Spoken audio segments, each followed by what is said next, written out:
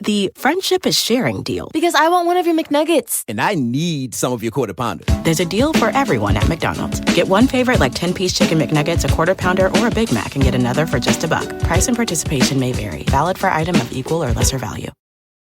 Luxury is meant to be livable. Discover the new leather collection at Ashley with premium quality leather sofas, recliners, and more, all built to last. No matter how many spills, scuffs, or pet-related mishaps come its way, the leather collection at Ashley is made with the durability you need for the whole family. Shop the new leather collection at Ashley and find chairs starting at $499.99 and sofas at $599.99.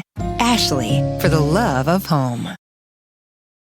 To get the Crime Writers on After Show right now, go to patreon.com/partnersincrimemedia. I'm Rebecca Lavoie, and this is Crime Writers On.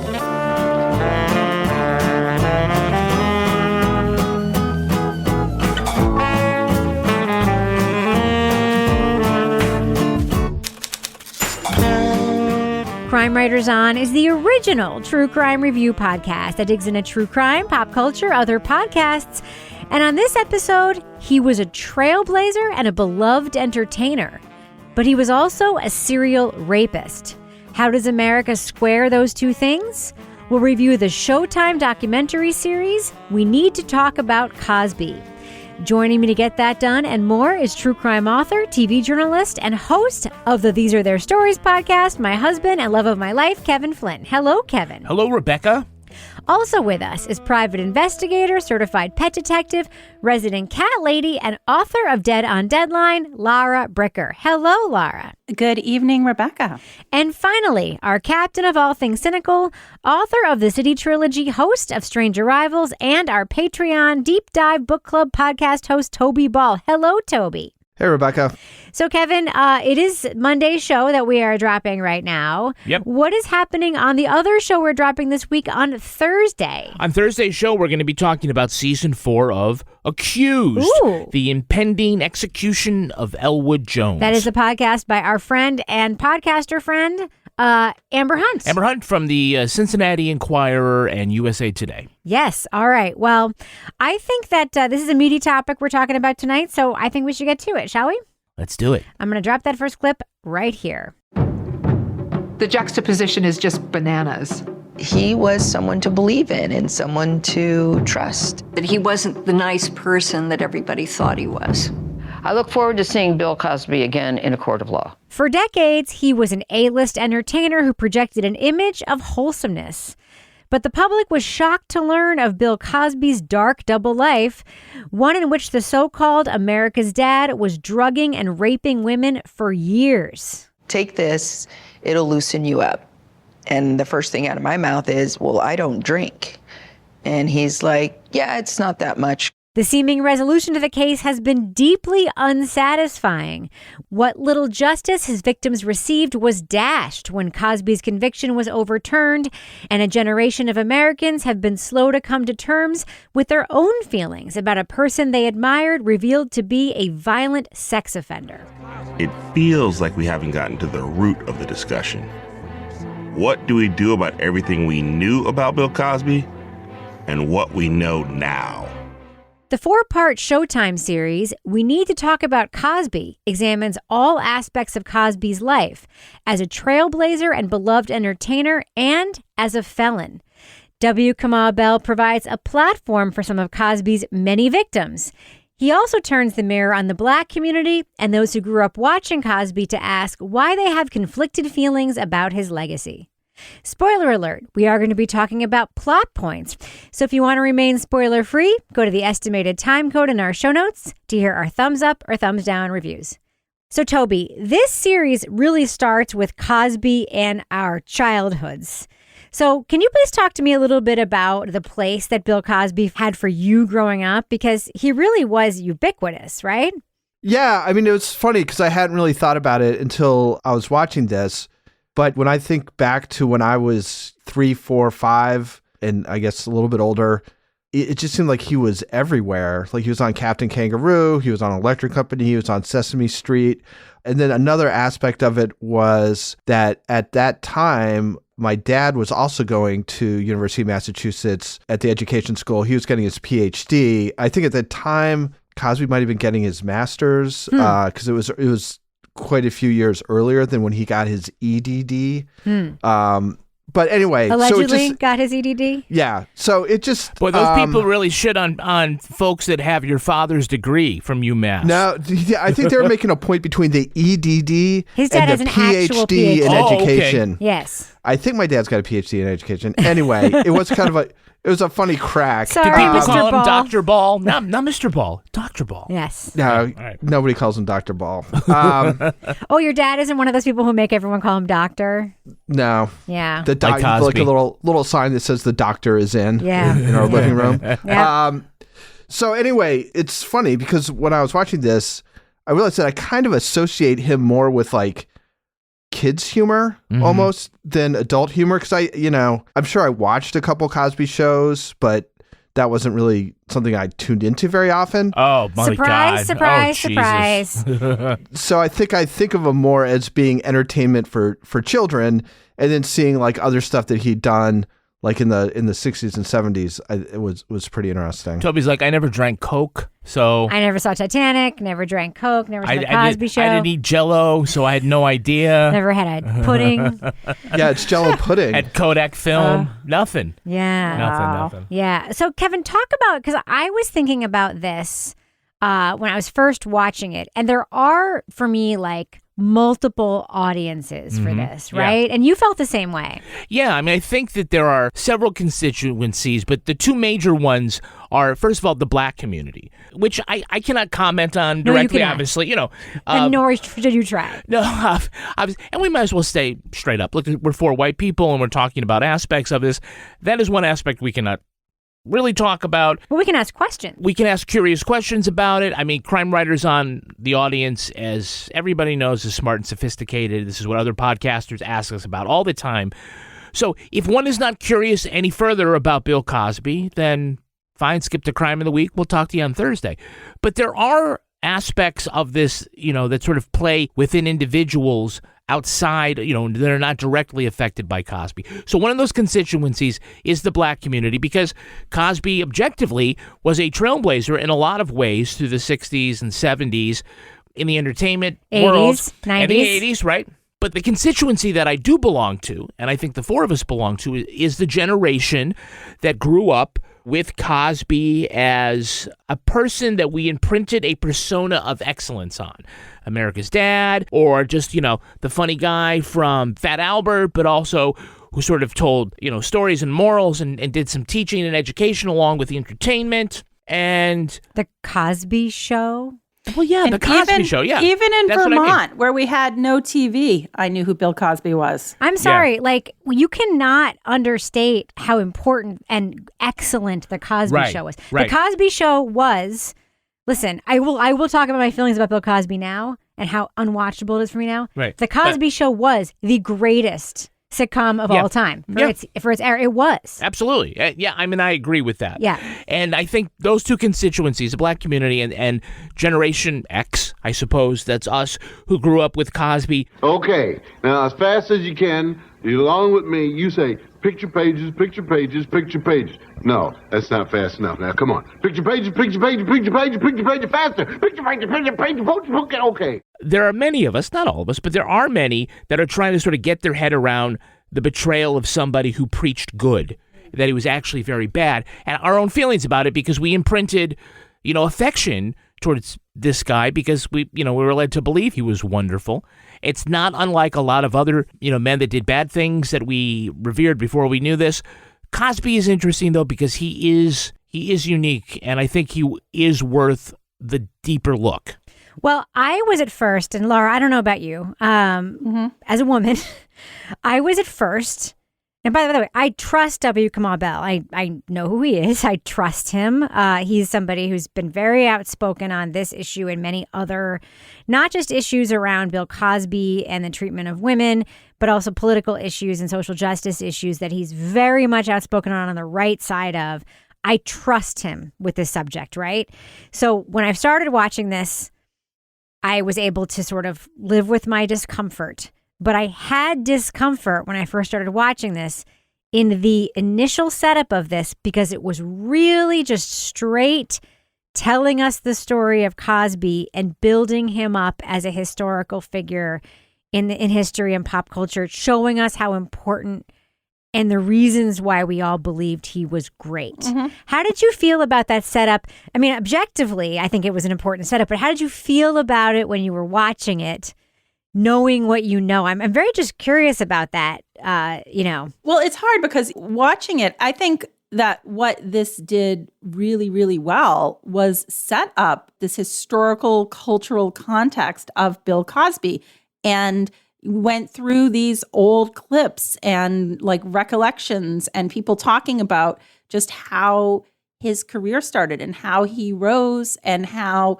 he was like the first lead Black actor in a sitcom and how he got actual Black stunt doubles instead of people in blackface as stunt doubles. And oh my God.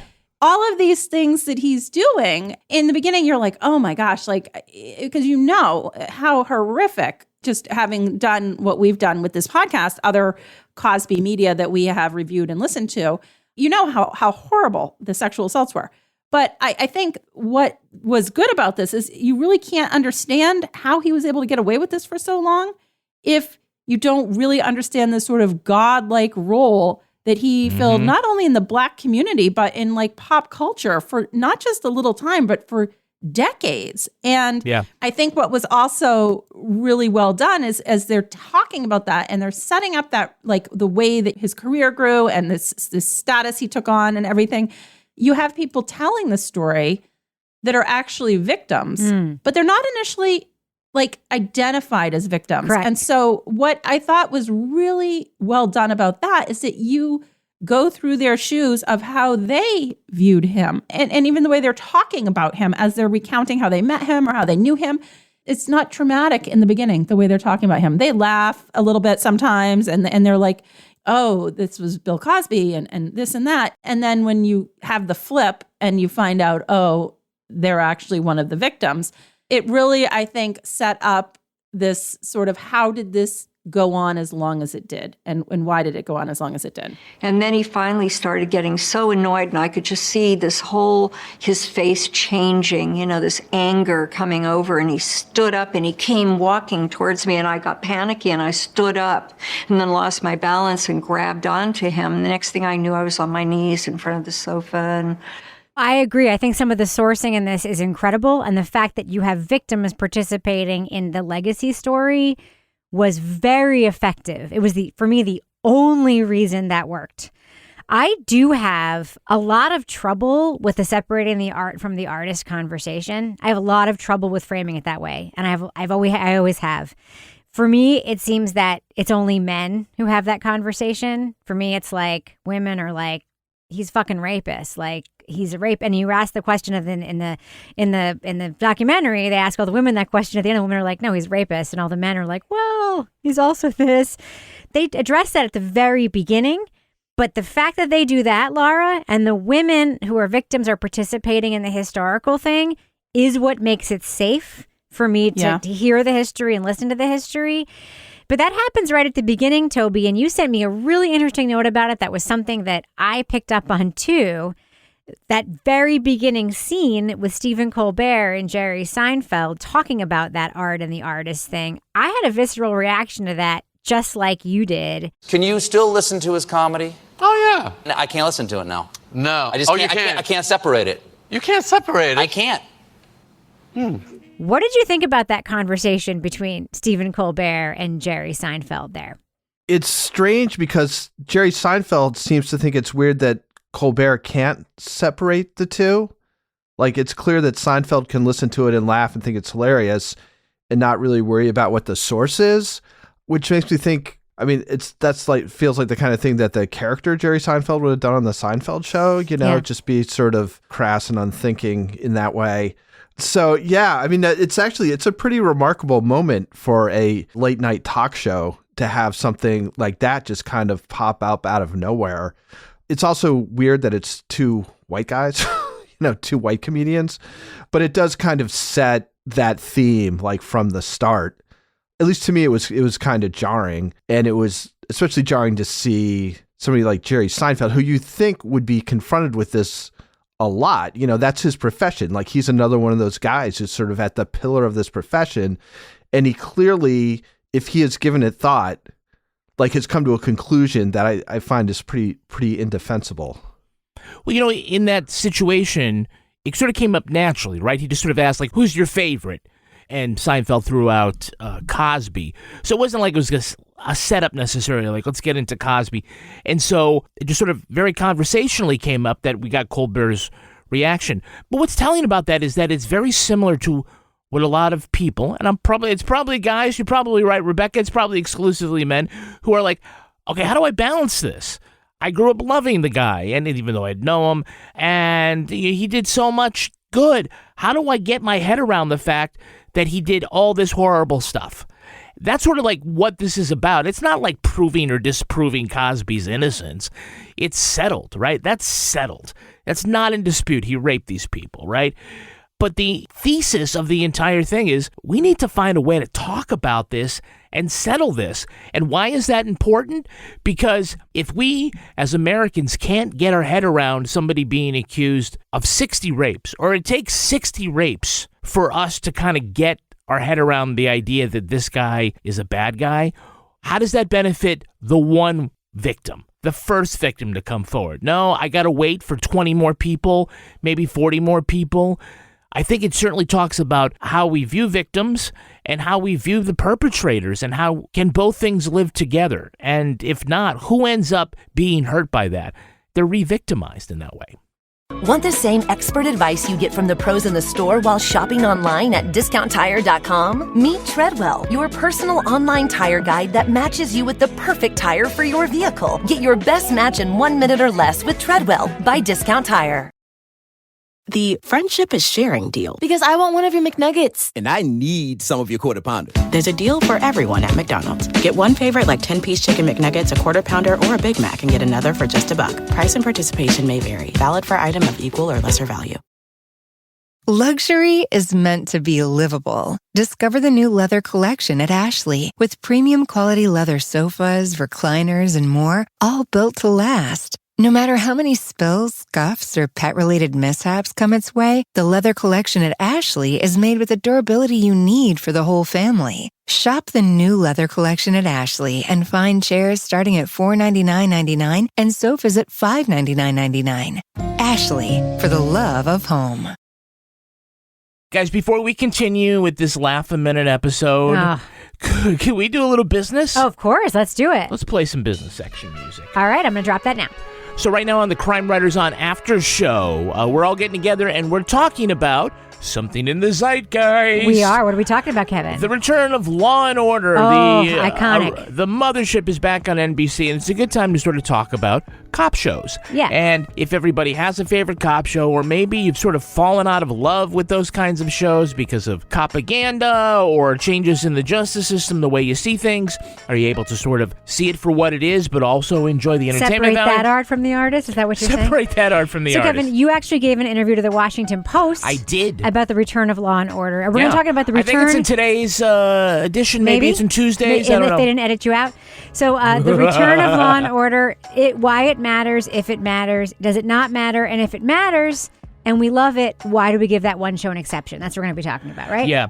Now, some other business related to that. This Wednesday on These Are Their Stories, we're doing a quick turnaround episode, and we're doing a review of the season premiere, Season 21, Episode 1, The Right Thing. Anthony Anderson is back. Of course, Sam Waterston.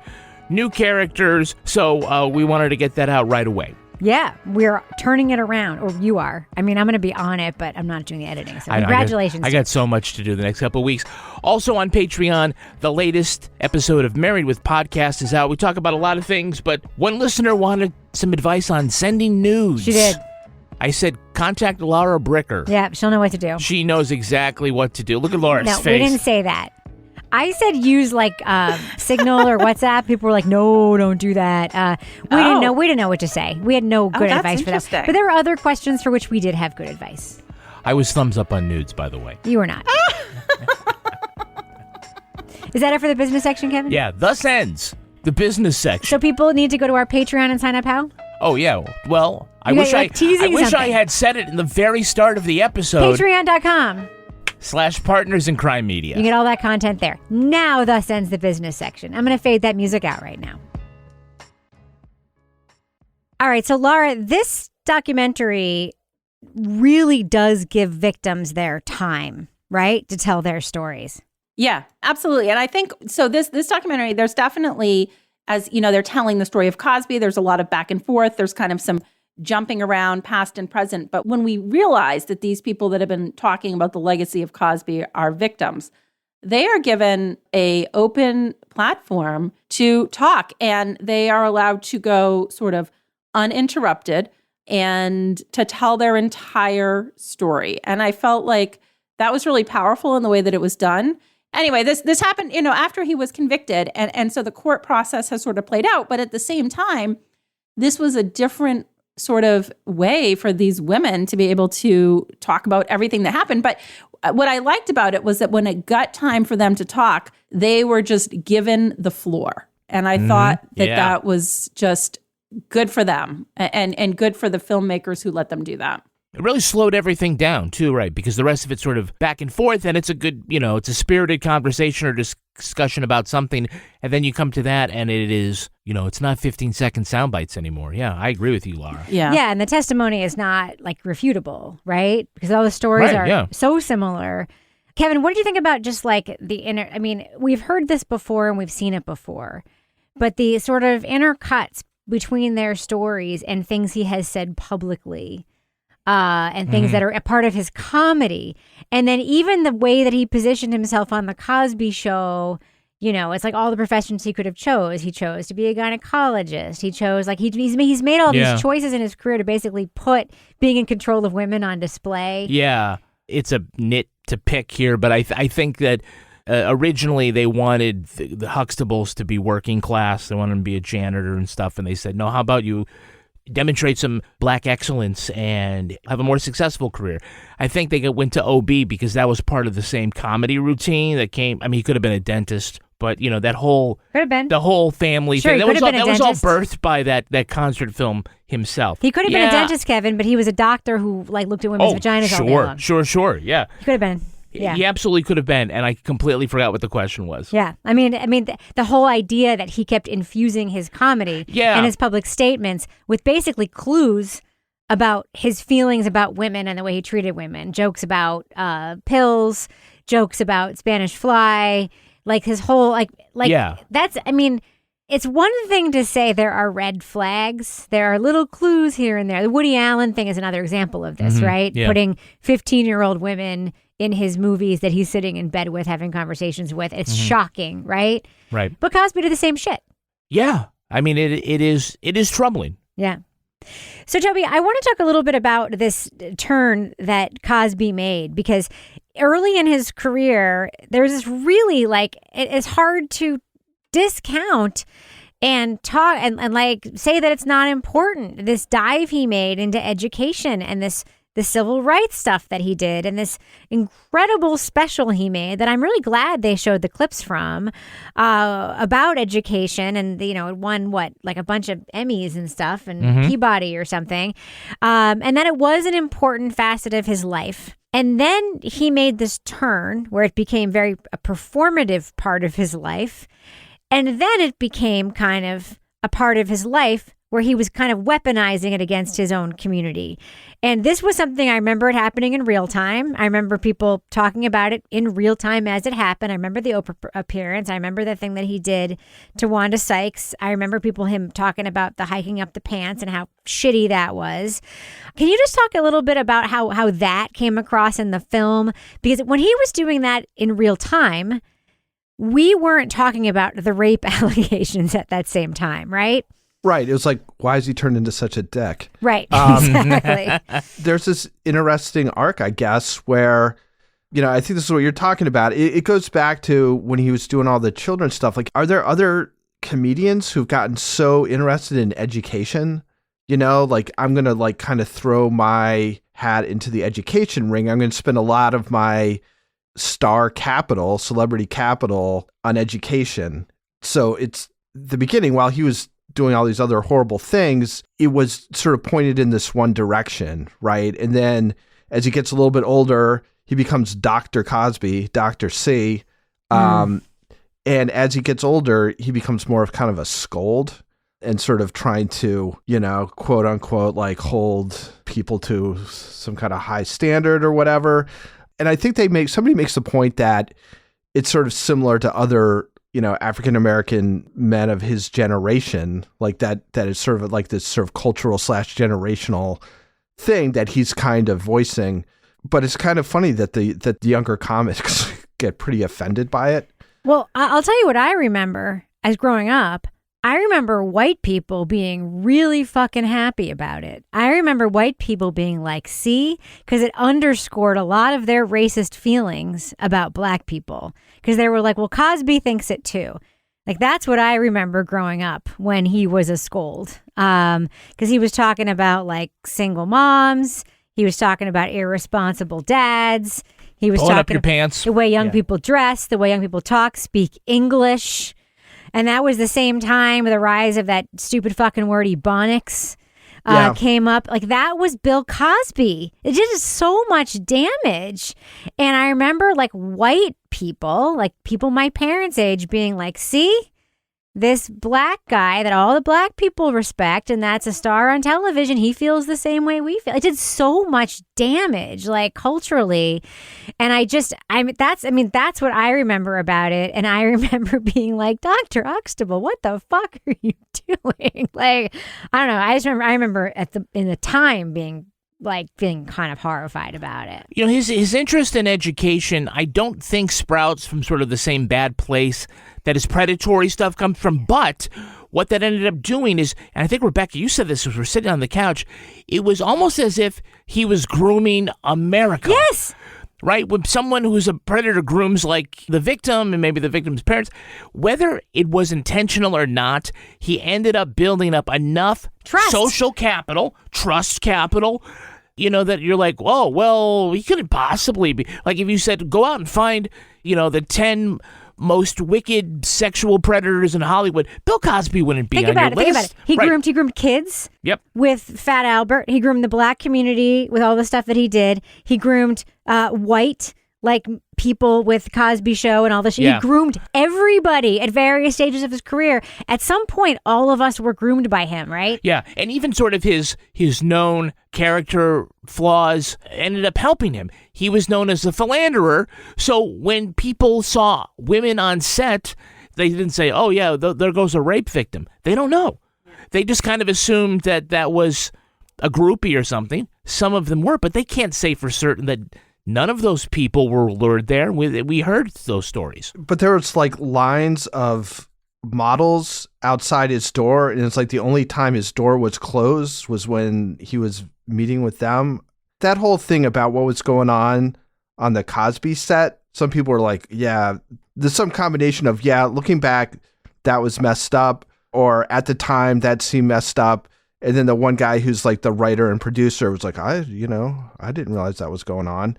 When you were talking about like grooming America and like creating this sort of image, I mean, and that translated to this relationship that he had with Temple University. Yes. Where, and I was watching that part as somebody that worked previously in university fundraising and knows how, you've got the big donor coming in and everything. But, it's like men in positions of power using like money and influence.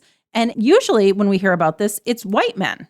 Yeah. And in this case, he's doing the exact same thing, and he's, buying and sponsoring and to get on the board of trustees, like, that you don't just get on the board of trustees. That requires a certain monetary donation, like a certain level of being a certain level of donor to receive that. And then he's just created this entire persona. And that part really just pissed me off as I'm watching it, because it's like, he's just giving them money. And then when he gets the honorary degree, now, you get the honorary degree again, you've given some money, I'm sure. And then thankfully, because I went and looked this up because I couldn't quite remember the details, they did rescind that degree eventually. But it wasn't in this show, but in our last show, I mean, that was where we had the woman basketball coach that was assaulted by him.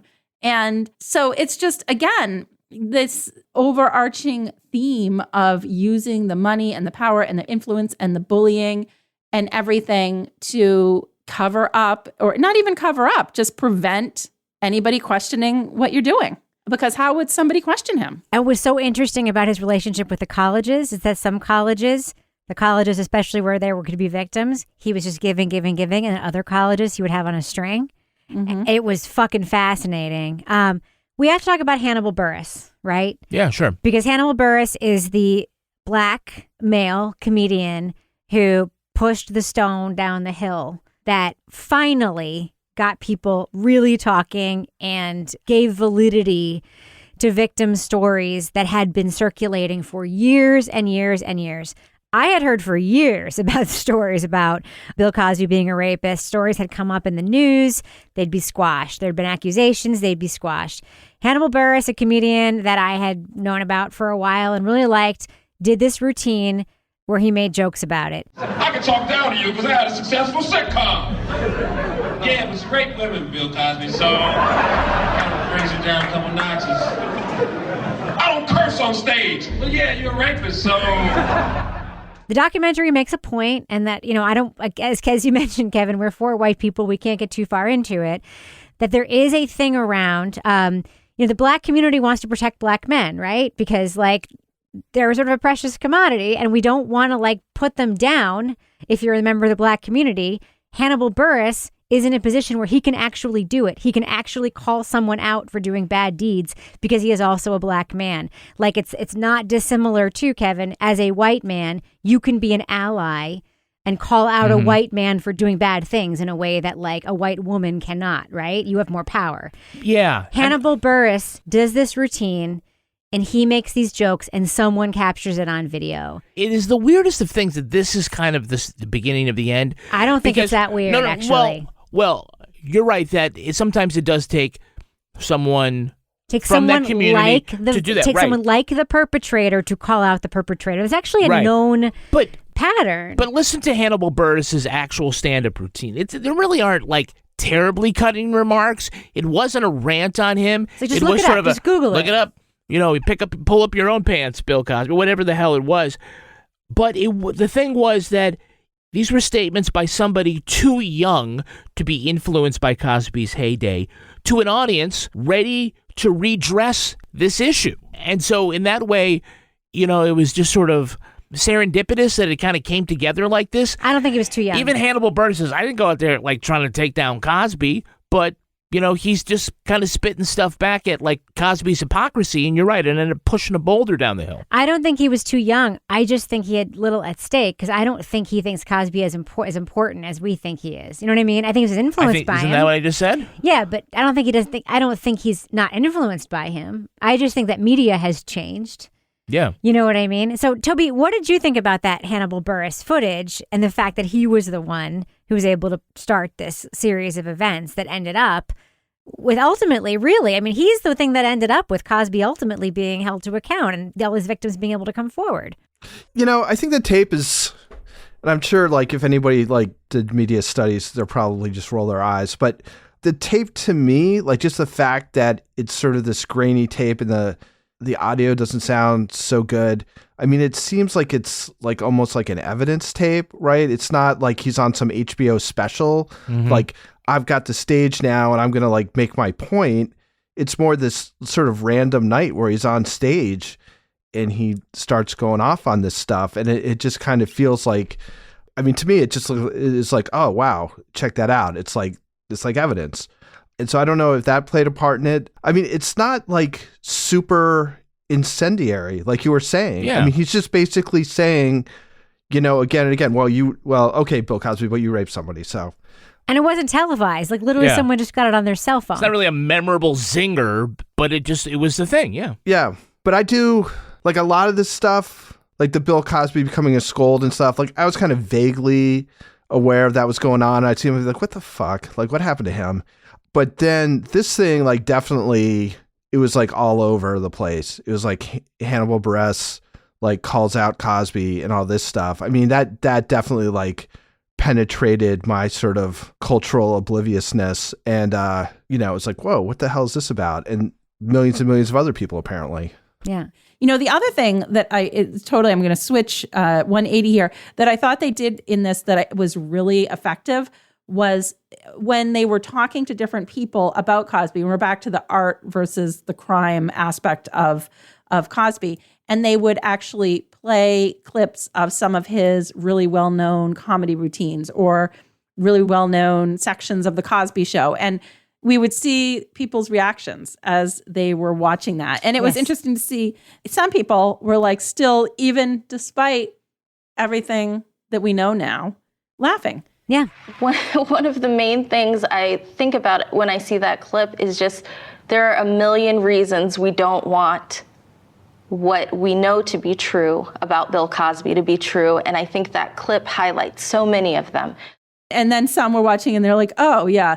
Now looking back, it is a little sketchy that his office, when he was an OBGYN, was in the basement of his house. Yeah. His barbecue sauce was an aphrodisiac. Oh, my God. The barbecue sauce. Oh, that was awful. That was horrible. I got to say, that's one of my favorite conventions that's being on documentaries now. And the first time we saw that was in The Last Dance. Yeah. With Michael Jordan. I don't know if you guys have seen The Last Dance. One of the greatest sports documentaries I've ever seen, where they showed Michael Jordan an iPad with clips of other people talking about Michael Jordan, and we just get his reactions. Or certain plays or whatever, yeah. But it was like, here's it's a great way to get a reaction. Oh, my God. Like, here's Isaiah Thomas talking about you, Michael Jordan. Michael Jordan would be like, well, that's fucking bullshit. It was amazing. He's got like his glass of whiskey in one hand, like he's just like drinking and laughing. Oh, yes. It was incredible. It was incredible. And, but talking about that, the Cosby Show thing, to wrap it up, the actress Lily Bernard, who was the guest actress on the Cosby Show, who just talks about being on the show and the experience on the set, like as Toby was saying, as a viewer and as somebody who loved the show for years and years and years, to find out the culture there was so rotten to the core. We did have a writer on the show there saying, I didn't know, I was upstairs writing. And then we have someone else that working on the show saying, yeah, handlers around Cosby totally fucking knew. Mm-hmm. What do you guys think? Is it a rotten culture where people really didn't know? Or is it a rotten culture where people knew and they're just like saying that they weren't, like, what is it? Which one is it?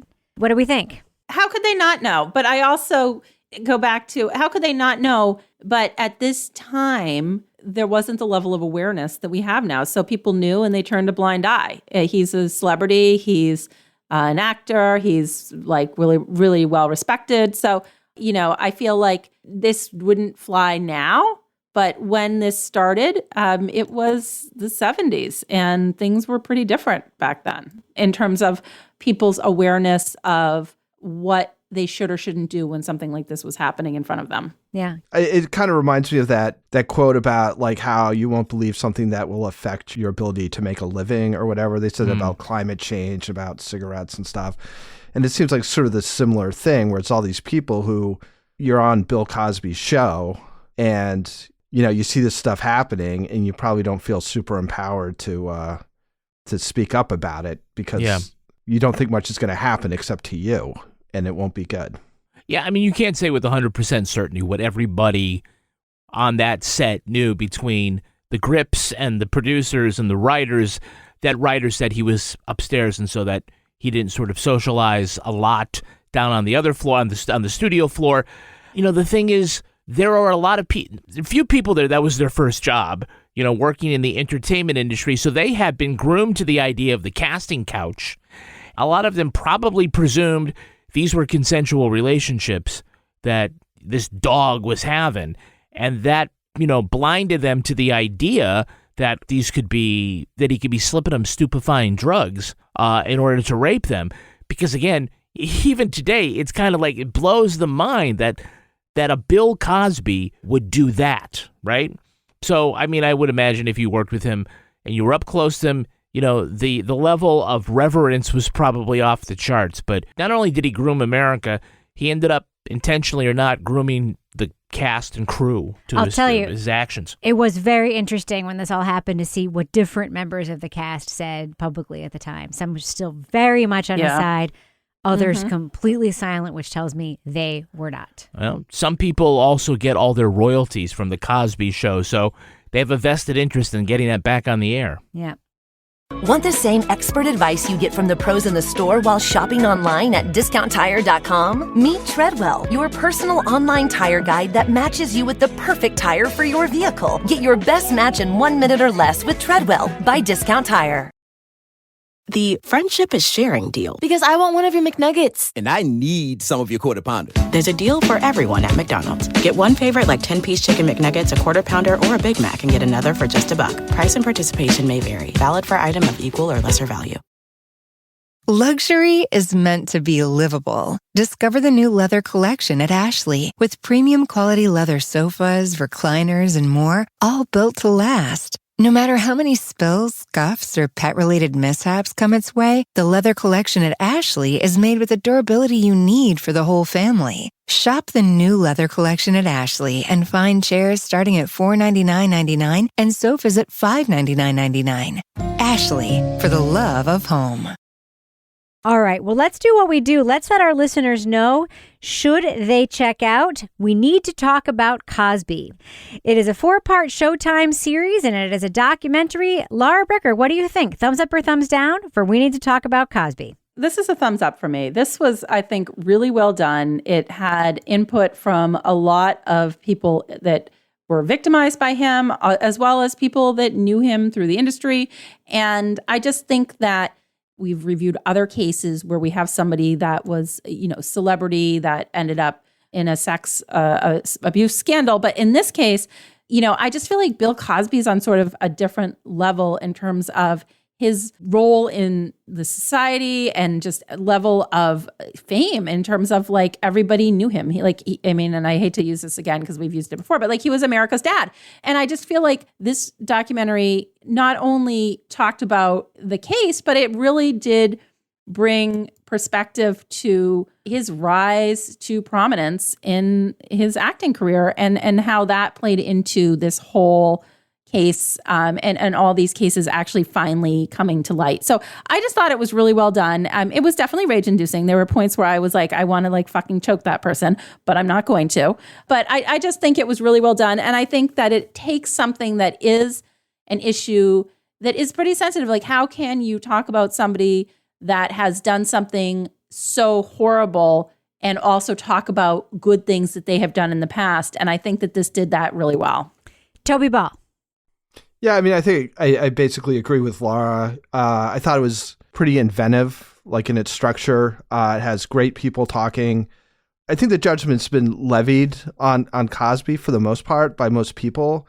But, this kind of reminds you of the cultural importance that he had, like regardless of what you separate the art from the artist or not, what's not sort of disputable is that as vile as he was a very important cultural figure. A lot of stuff happened because he existed and did the things that he did. So it does a good job of kind of detailing that and just never losing sight of the ultimate truth behind it. And I think that's one of the things that gets drawn out really well. It's like this happened the entire time. Like Cosby, as a entertainer and as a public figure, went through these different phases and he transformed in fairly radical ways over the course of his career. During that entire time, he was sexually assaulting women. And that was sort of like the one constant. So yeah, it's a really big thumbs up for me. I wasn't sure what to expect or whether I was really up for it, but it's complicated. It's smart. There's a lot to think about.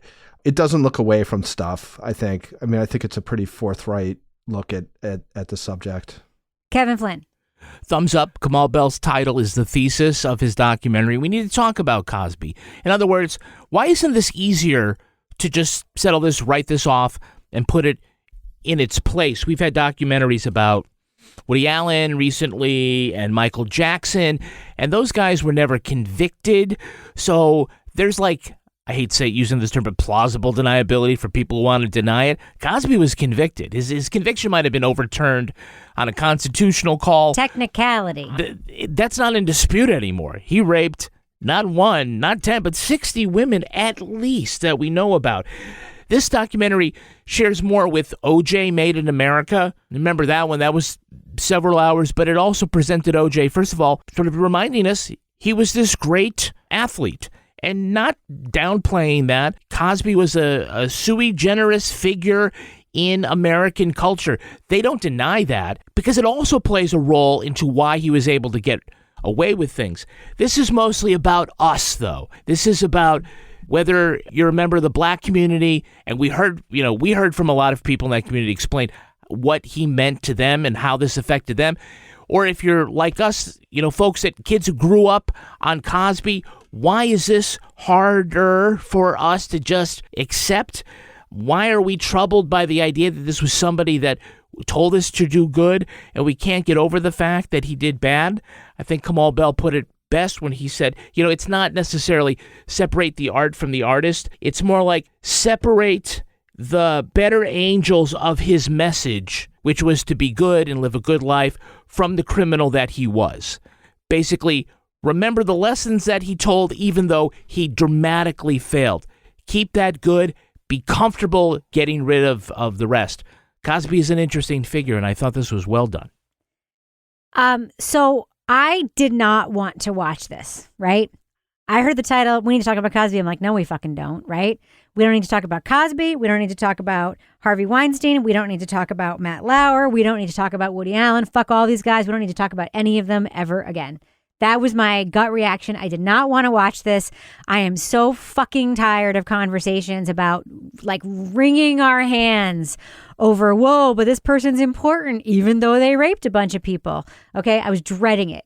Fucking dreading it. I'm so sick of it. I'm so sick of making excuses for like examining someone's legacy, even though they did something horrible to a bunch of women. I feel like society hates women so much that we excuse people's crimes against women because they did great things.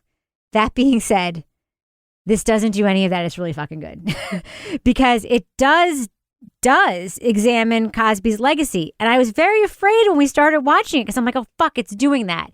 It's doing that thing. It's building him up. It's trying to make us feel like, oh, but he did all these great things. But as Toby said, it points out, yeah, he did all these great things. And he was raping women the entire fucking time he did all these things.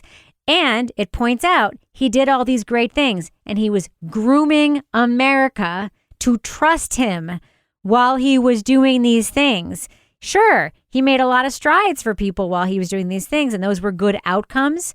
But he was grooming us to trust him so he could rape people while he was doing those things.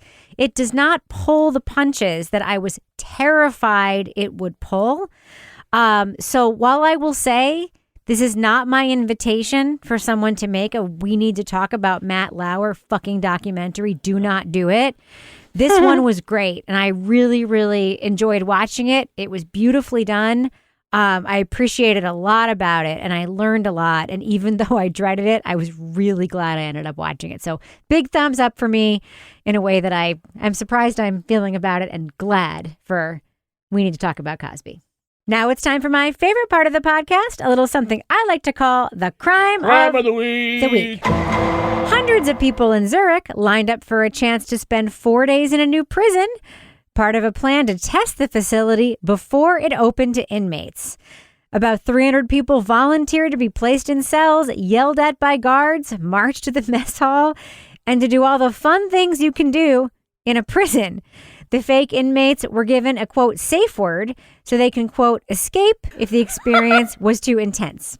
This open house is a good drill for the staff to learn intake and housing procedures. It's also an opportunity for a Swiss criminal mastermind to get a head start on his escape tunnel. So, panel, what do you think is the best part of being a fake inmate for a weekend?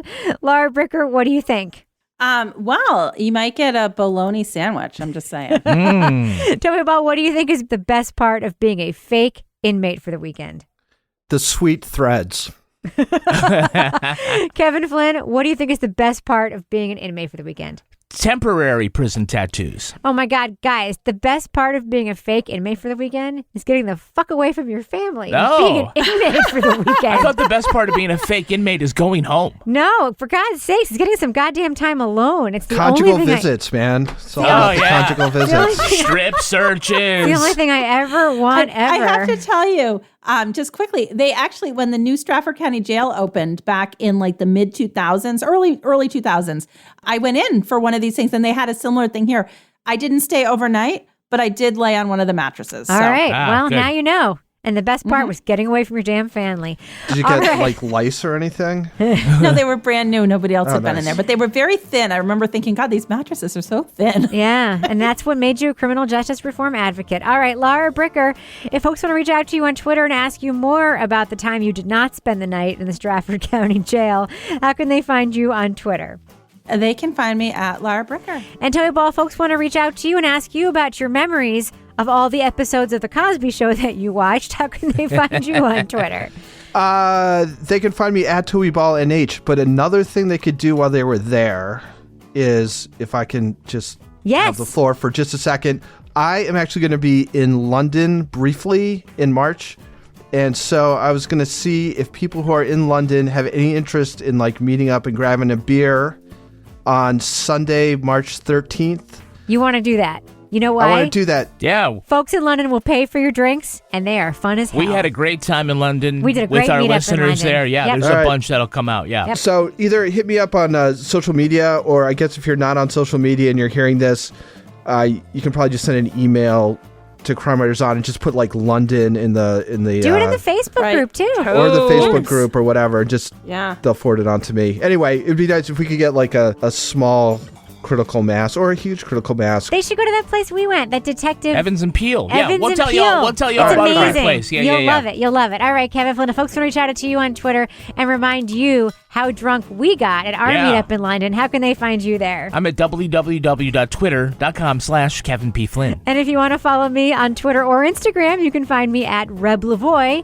You can also follow the show on Twitter at Crime Writers On, and I encourage you to join our incredible community in our Crime Writers On Facebook discussion group. Support the show at patreon.com/Partners in Crime Media. You'll get the Crime Writers On after show right now. Plus, Married with Podcast, Laura Bricker's Leave It to Bricker podcast, and Toby Ball's Deep Dive Book Club podcasts. Our theme song was composed and performed by Ty Gibbons. Our line editor is the very handsome Olivia Burdett. The executive producer of this program is Kevin Flynn. This show was recorded in the Yoga Loft above the Bodega in Bay St. Louis, Mississippi studio, otherwise known as Studio C, the closet in our New Hampshire basement where we volunteer to spend time in solitary confinement. On behalf of all the crime writers, thanks so much for listening. We will catch you later. W. Kamau Bell provides a platform for some of his many victims. He also turns the mirror on the black community. How about, can you say Cosby's many victims? I'm just kind of a dangling participle there. That's a good point. Yeah. W. Kamau Bell provides a platform for... That's really funny. Yeah. Sorry, Kamau.